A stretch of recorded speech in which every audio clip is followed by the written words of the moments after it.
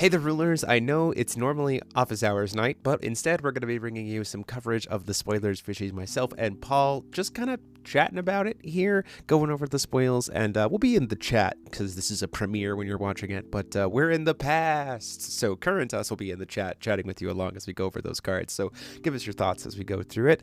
We're starting out with our Evil Cluster 2 spoilers. Paul did a wonderful video where he went over what was shown off at a little bit of what was shown off at Worlds, particularly the 5 rulers, but now we're jumping into the kind of official spoilers. So we're going to jump into those. And we're starting off with our red-green ruler, Sanguinary Glyphologist of Zold.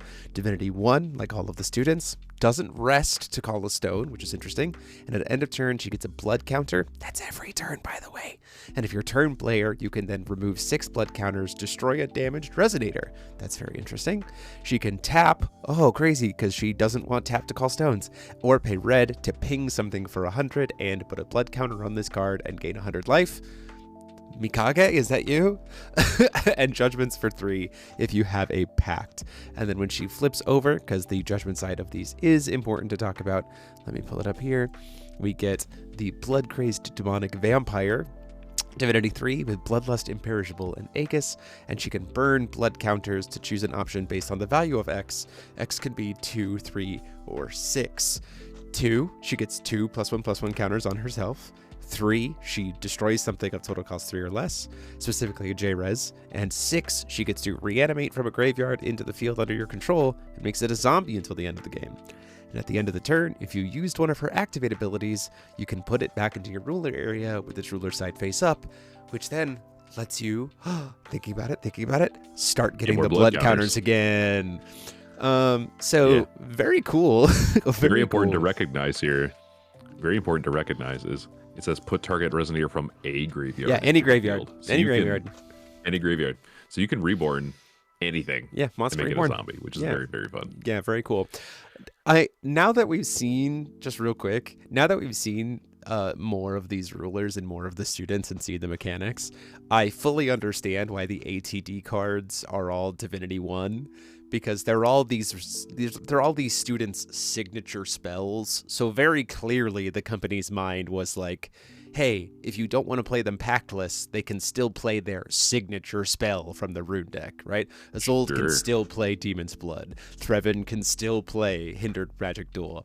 That being said, you could just play whatever one is the best one. So, theory versus practice. But I see the through line now that I'm seeing that they're all Divinity 1.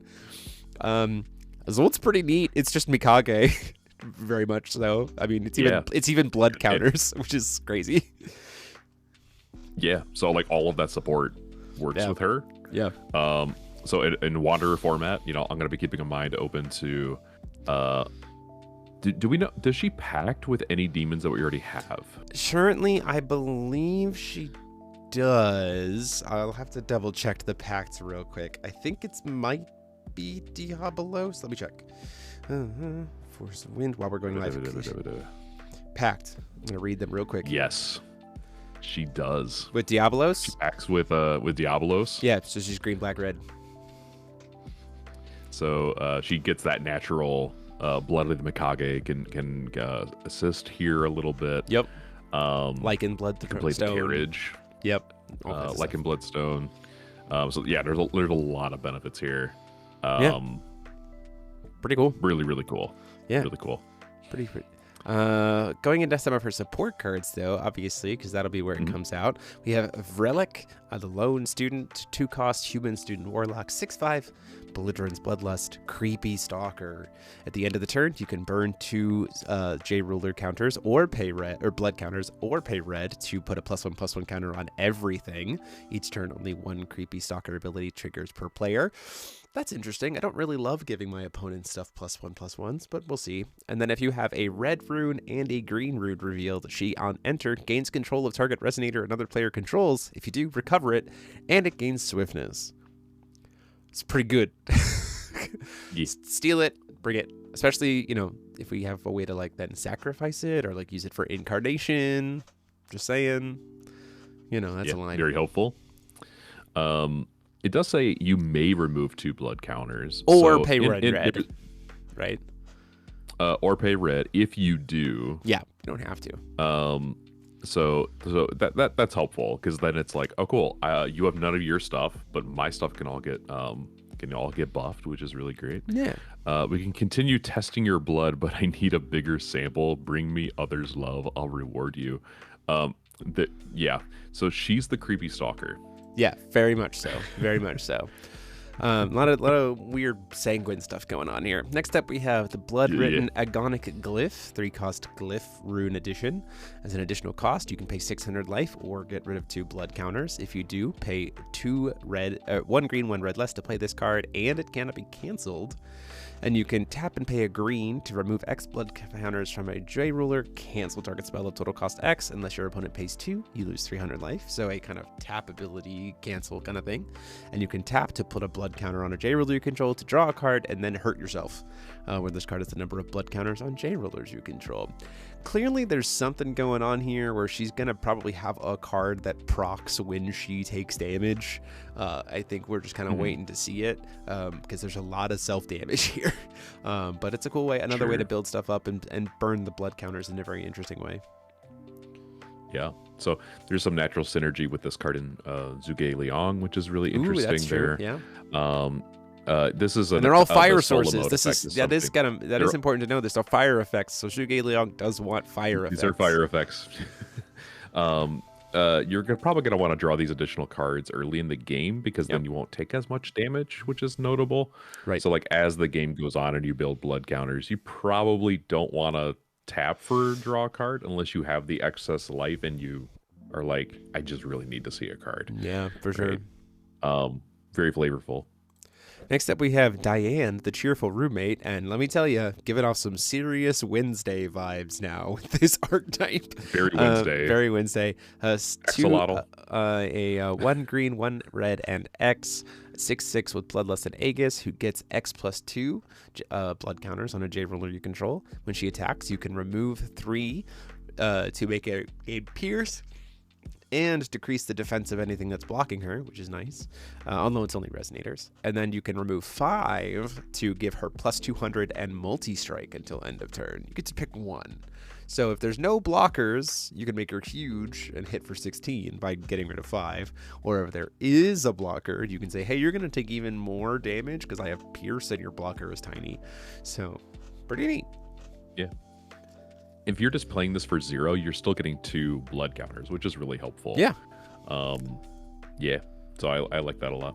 Yeah, for sure. Next up, we have one of her super rares, Kamnika, the Blood Silk Weaver, which is a spider vampire demon. 7/6 with Mythic, Bloodlust, Pierce, and Aegis. Enter, or when it attacks, you can remove 2 blood counters from a J ruler you control. If you do, banish another Resonator, not itself. If you do, put the top card of your Magic Stone deck into the field. And so she can, like that Resonator that you stole from your opponent. You can your Resonator is now my stone. Yeah, and you can pay a red and a green to put a 4/4 Fire Spider Vampire token Resonator into the field. And you can tap with solo mode, tap remove a blood counter to remove the top card of your deck and play it as long as it's your removed area, as long as it's there. And then you can pay red and green to put 2 +1/+1 counters on each J-Res you control. This card does so freaking much. This card is this card is very Utila Spider. Very much so. It's ramp, it's board pump, it's token body generator. It's a super rare, and boy howdy does it feel it. Yeah. This is probably going to be pretty decent in draft, just to be able to make additional bodies. For sure, hands down. And the fact that it's tied to blood counters is probably a really good balancing act there. Yeah. So you can't just play this in ramp. You actually have to have blood counters. Yeah, for sure. So I really do appreciate that. Did not need spiders to make this even more creepy. But spiders. Next up, we have our last card for now, which is Rhythmic Delirium of Blood. 2 red and 1 green. You can pay 1 red less to play this card if you control a ruler with blood counters on it. Crazy. Deals 600 damage to each other player. Put 2 4/4 Fire Vampire Spider tokens into the field. Search your deck for a glyph and or a vampire card. Put them into your hand, and then shuffle your deck and put 4 blood counters on a J ruler you control. So, you know, Value. burn, generate bodies, replace itself, and get more blood counters. Huh. Seems pretty good.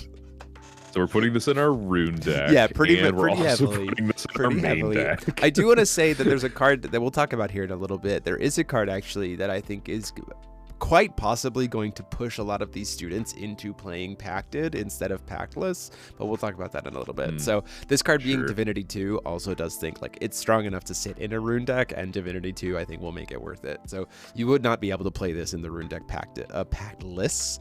So Pacted I think does a really good job. So we know she's going to pact with Diabolos, which means that not only like you're gonna have to like do some sort of draining of your opponent's life in order to like stay pretty healthy. But noticeably, you're gonna get so much value. Noticeably, she does generate 2 tokens, which then sets you up for the very, very popular right now VIP seats aggro line with Diabolos, which is 2 things swing, I get VIP seats for free, and then I start gaining life back after every swing. So noticeably that synergizes really well with Nightheart too. Yes, it does synergize really well with Nightheart for sure. Yeah. So let's go into Threvin. Because Threvin is one stally boy. So this is Haughty Dragonoid Courier Threvin. He's our trance ruler. Also does not have to call Stone to rest. Prevents the first X 100 damage that will be dealt to you each turn, where X is the number of trance counters on it. If 700 damage was prevented by this ability, remove all trance counters from this card and draw a card. You can tap him or pay white and blue, or white and 2, or pay blue and 2 to put Y plus 2 trance counters on him, where Y is the number of magic stones you control. So the longer the game goes, the more he generates trance. And then he flips over into being Judgments for 4, noticeably, he does. He turned it into this big old dragon boy. With Precision, Defiant, and Barrier 15-18. He gets X trance counters, where X is 8 minus the number of trance counters on him. So very Dragonoid focused. We've seen this a lot with Dragonoids, where they like have a counter they love, and when they flip, they get that many. Like that's just where they're gonna start at. Resonators your opponent controls with Y 100 or less defense cannot be recovered, where Y is the number of trance counters on this card. Huh. Stun feels crazy. At the end of turn, remove a trance counter from this card. It doesn't last forever. But, you know, tap and pay Y to put 6 trance counters on himself and draw a card. And tap and or 2, remove 3 trance counters from this card and gain 800 life. Now, I do think this does, if I'm understanding correctly, I'm trying to understand how that Y is determined for tap and pay. Is it referencing the number of trance counters already on him, or you can just pay any amount to put that many trance counters on him? Question for the Q&A document, but boy howdy, stuff ain't recovering.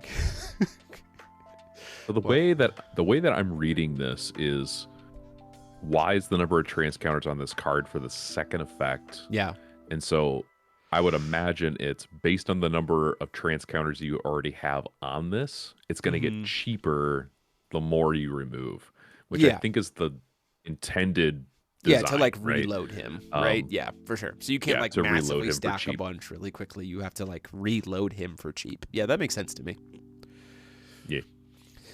Next up, that's my interpretation. So we're going into his cards now. So our first one is Shrilrik.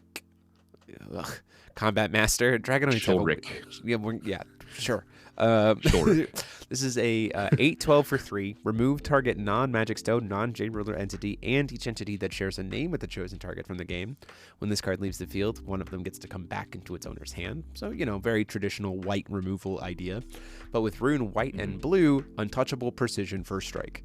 This is, again, makes me think we're going to play Pacted because we want that rune effect. It's very good.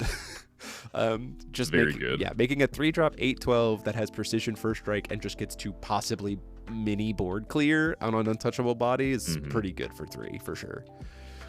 What a savant. He's a combat master. Like, oh yes, master. Here, let me use my sword to kill this whelp. Yes, for sure.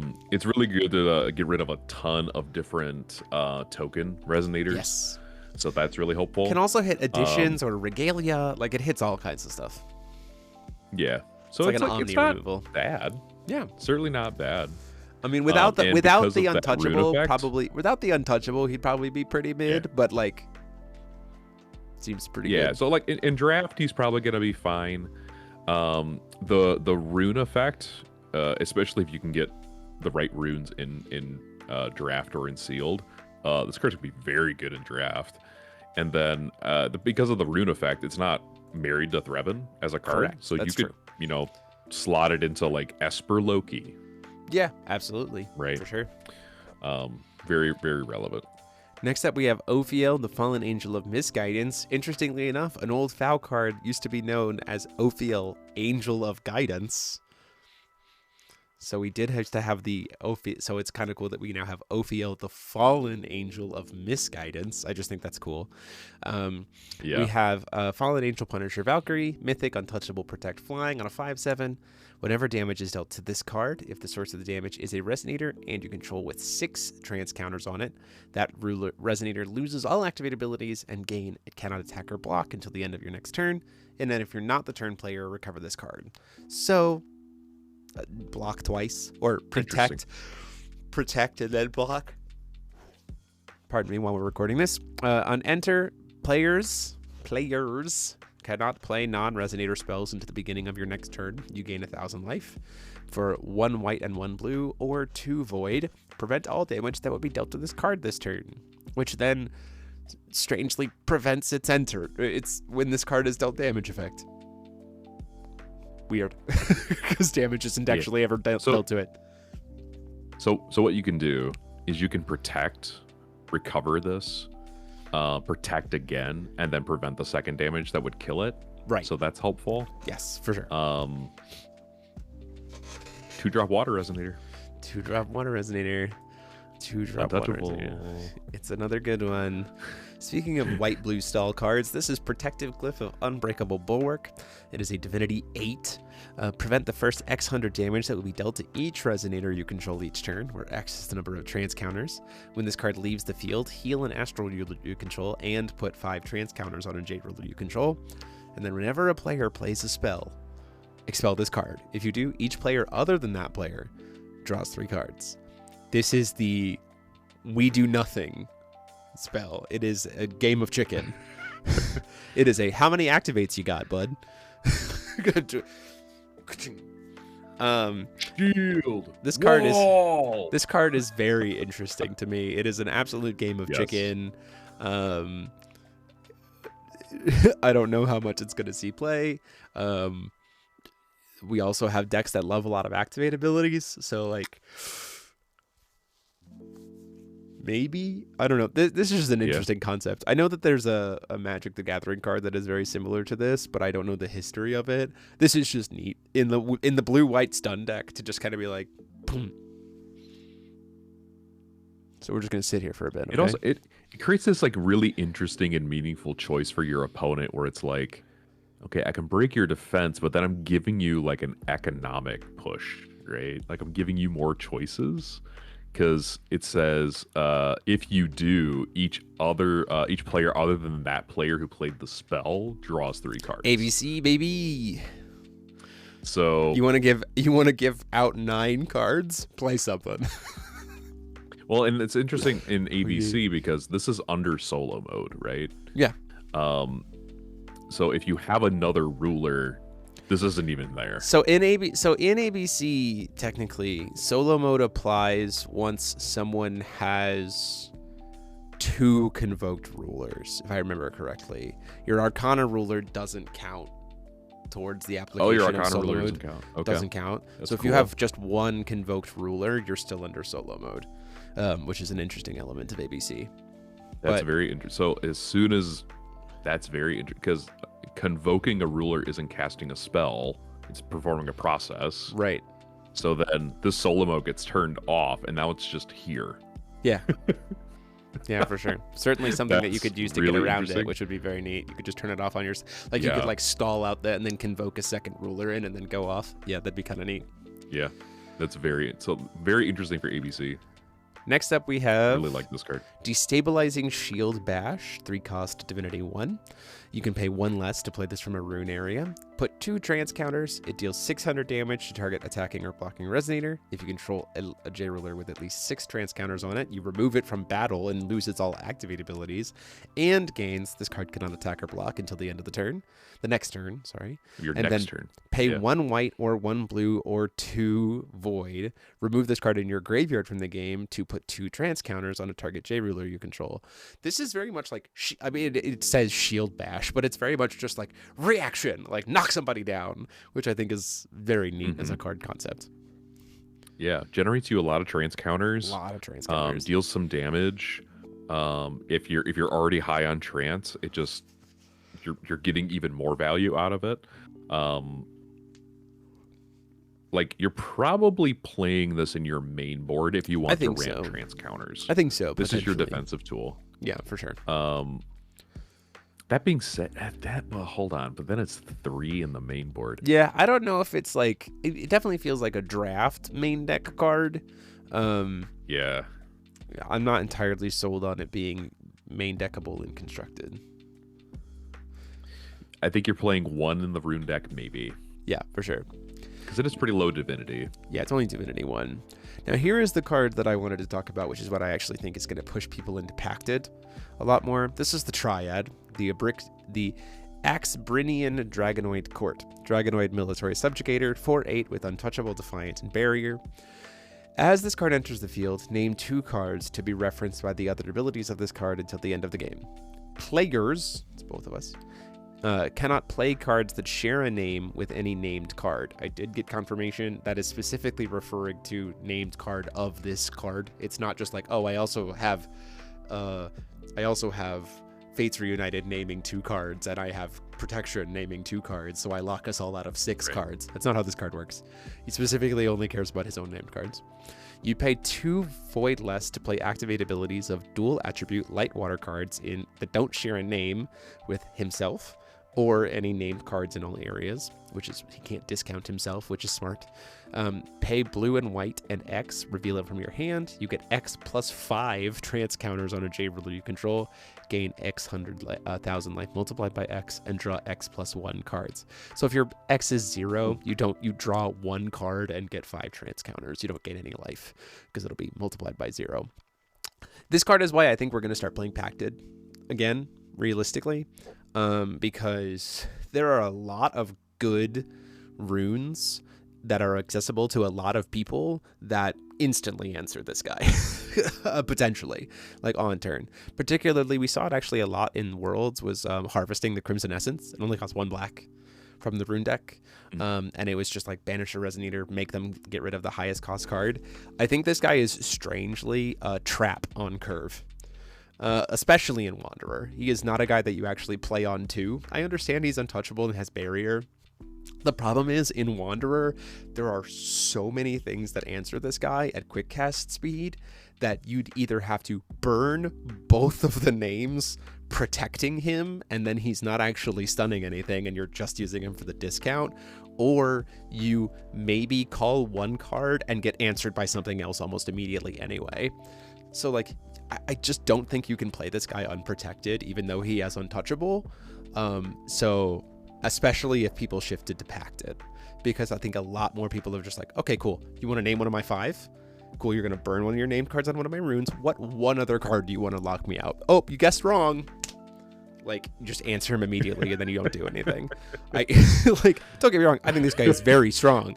I think he is, like, going over all of the answers that exist to him in Wanderer is like Awakening of Gruus Ballista, Harvesting the Crimson Essence, Zero's Light Lightning, Hellfire of the Demonic World, like so many things. Like, can't even name it to protect himself anyway. Epiphanic Priests, right? He can't protect himself from priests even if he wanted to. Like, there's so many things that I think that cut him off, that I think playing him on 2 is not feasible.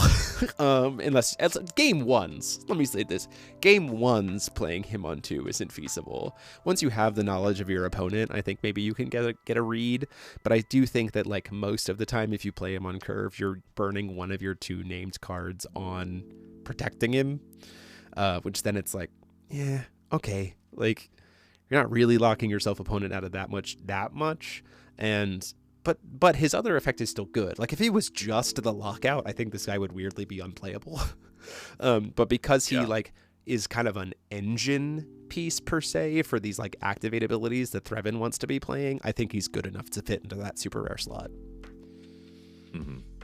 I think probably the play that you make on curve is you reveal this on your opponent's turn as you go into your turn to get additional trance counters, draw additional cards, and do that kind of thing. Like that feels like a stronger play. Yeah. And that way you can like scout with this card into a turn 3, into a turn 3 play where you're like backing him up with 1 will. Yeah, I would agree.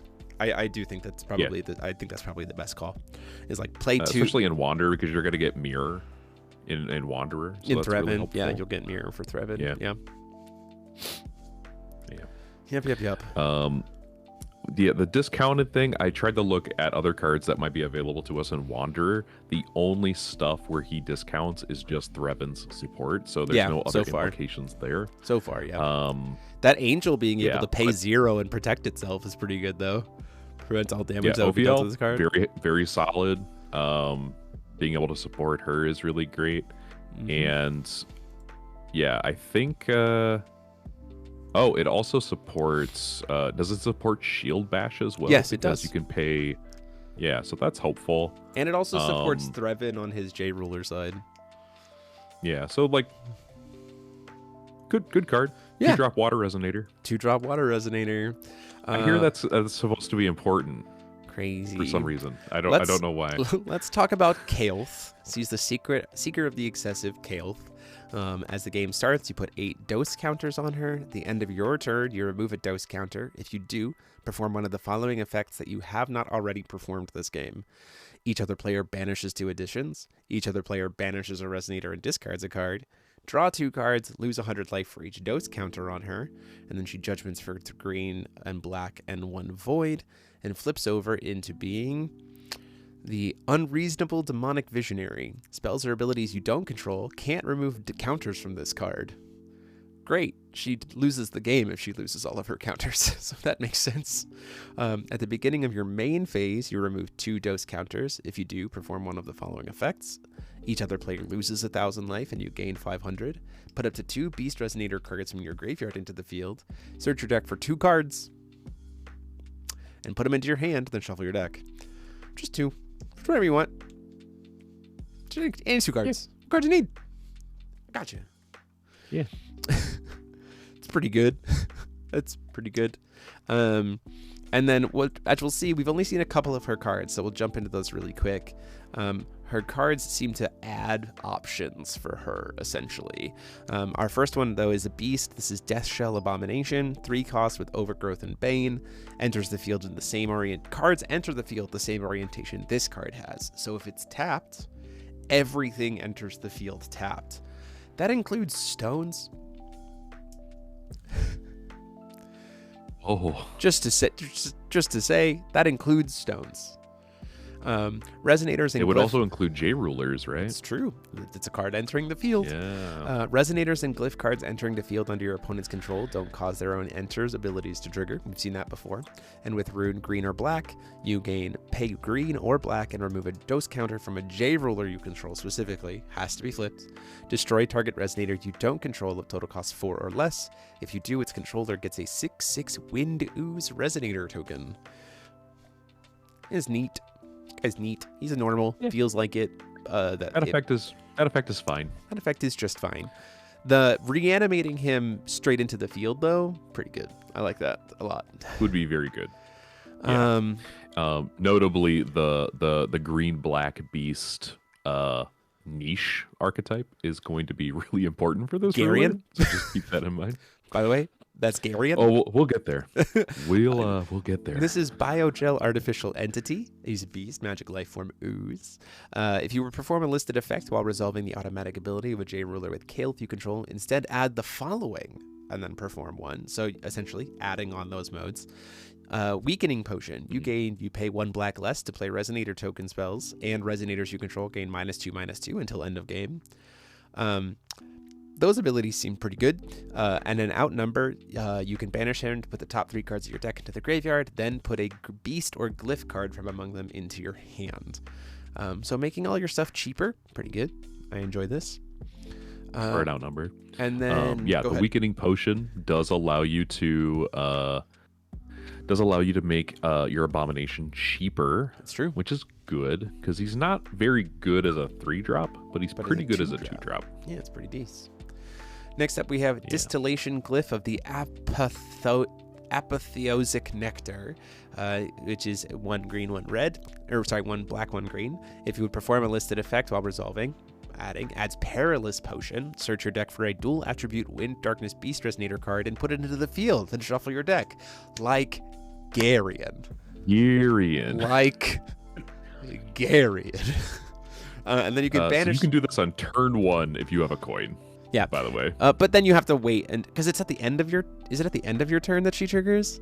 It's at the end of your turn. But your opponent has to I'm staring down a Garion on my second turn. Yeah, for sure. Crap. Banish this card, put a dose counter on a J ruler you control. Put the top card of your deck into your graveyard, then put a Resonator of total cost 2 or less from your graveyard into the field, and you lose 500 life. This is an also great. I really like this a lot for the fact that this card has no inherent protection. So if you cast it and your opponent's like, I'm not going to let you choose Perilous Potion, you can still get some additional value off of it, especially when you consider that green-black is the color of Chubby Five-Tailed Fox. Yes. Who is a beast, by the way. In Paradox, that's going to matter for a lot. A little while. A little while. A little while in Paradox. I do want to specifically talk about. We're not going to dig into all the cards that have been spoiled from the Worlds, but I do want to talk about one specific card. Speaking of Fox, this is Alistair, the Wandering Amberite Wolf. He's a blue-green Singularity Wanderer Wolf. The new name, canonical name of the Fox deck is now the Fox and the Hound. That is what I will name the deck for now until the end of time, because they were like, hey, I know it's not black-green, but what if we gave Jeremy another Fox card? I went, you got it. So it's Untouchable Overgrowth Aegis, 4/6 on enter, put the top card of your Magic Stone deck into the field. That's not rested. That's just there. Giving Fox Untouchable Ramp seems great.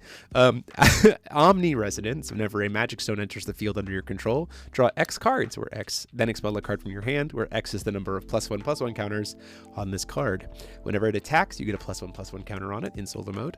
And you have God's Art Dimensional Howl, pay a green and reveal it from your hand to cancel an activate or automatic ability whose source is not a Warden. So few things. 1, its ramp gets me to my Killing Stones faster. 2, it has protection, so it sticks around as a green Resonator. 3, Fox loves to put a lot of stones into the field, so yay, draw power.